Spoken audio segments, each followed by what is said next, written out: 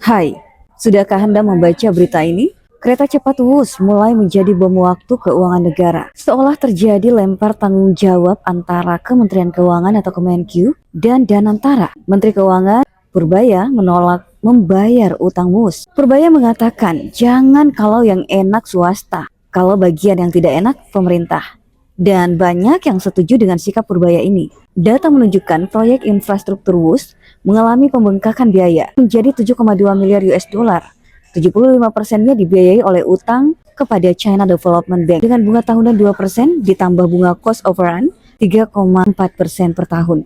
Dan akhirnya KAI kesulitan membayar utang karena pembelian tiket penumpang saja tidak memenuhi target. Yang tadinya ditarget 31 juta penumpang per tahunnya, tapi yang tercapai hanya 6,6 juta penumpang per tahun. Sangat jauh. Jadi otomatis tidak bisa bayar bunga hutang ke China. Belum bayar pokok utangnya. Bahkan Direktur Utama KAI curhat di DPR RI bahwa Wus menjadi beban KAI dan menjadi bom waktu.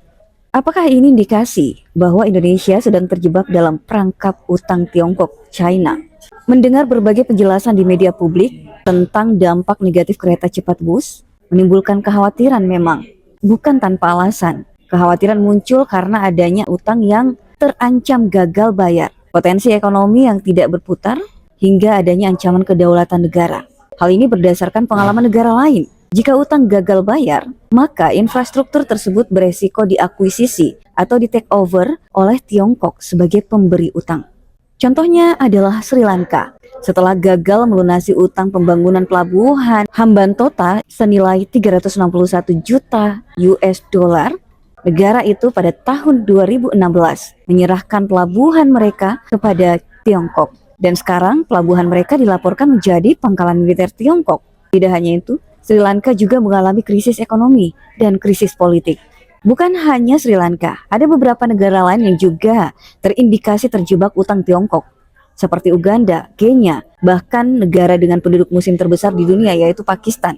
Kondisi genting seperti ini wajar banyak pihak yang menuntut agar ada yang bertanggung jawab atas utang Wus. Banyak yang menuntut bahwa yang bertanggung jawab harusnya mantan Presiden Jokowi dan pejabat-pejabat terkait seperti Luhut bin Sarpanjaitan dan Erick Thohir. Tapi selain tentang siapa yang harus bertanggung jawab, rakyat juga tidak boleh melupakan sistem dibalik mekanisme jebakan utang seperti ini, yaitu sistem kapitalisme. Jika kapitalisme masih diberi kepercayaan, maka imperialisme gaya baru melalui jalur ekonomi akan terus terjadi. Saatnya kita menyadari bahaya mengadopsi sistem kapitalisme.